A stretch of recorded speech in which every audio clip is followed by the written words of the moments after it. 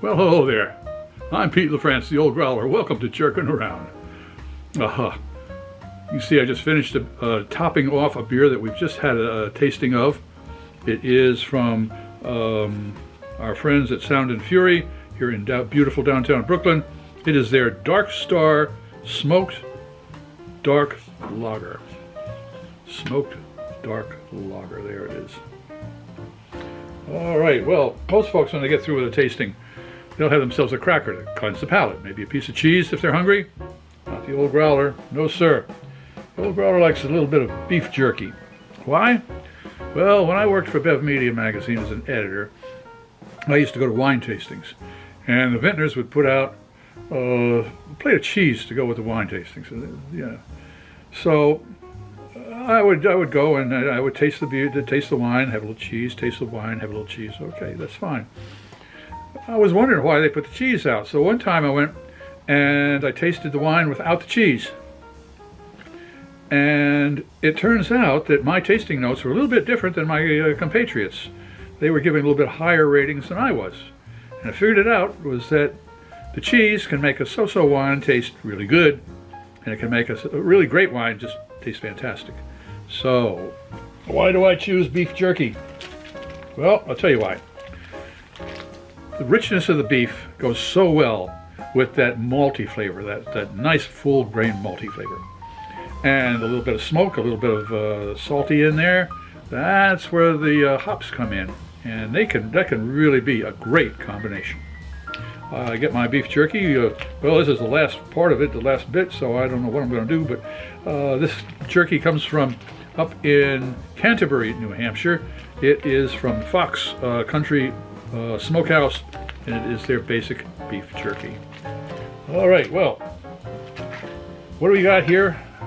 As I say, we've got a Dark Star Smoked Dark Lager, and it is a smoked beer, rauchbier type thing, and they say it's from the depths of medieval European forests comes the dark and seductive brew. Wisps of smoke curl around enticing malts, flavors with chocolate, caramel, and coffee. Drink deep and let the darkness flow through you. Well, I did, and it got a 4.9. The reason it did is because it was so nicely balanced. It wasn't overpowering in the smoke. It was just a touch of smoke and a touch of that caramel and chocolate. It was just a really nice beer. So let's see what a piece of beef jerky can do with a 4.9 beer. Are you ready? Is this going to be a hit or a miss? Here we go.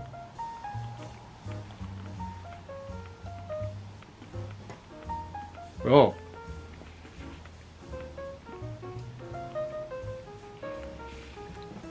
That concentrated beef flavor. So rich. A little bit of salt, but boy, that beef is there. Okay.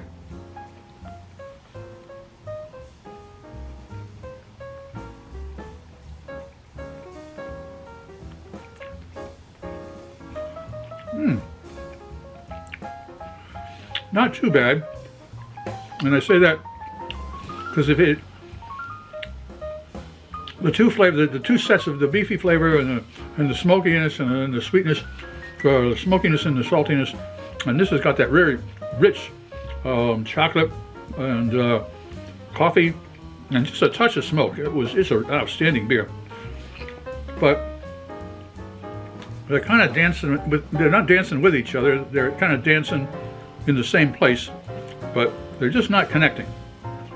So is it a hit or a miss? Well, I wouldn't say it's a miss, but certainly not a hit either. They're just kind of sitting there looking at each other. Well, that's the way it is sometimes. If you enjoyed this presentation, please click on the subscribe button and the bell. That way you won't miss any of our presentations. A thumbs up would be great. Share us with your friends, and a comment would be really appreciated. I'm Pete LaFrance, the Old Growler, looking forward to seeing you next time when we're jerking around.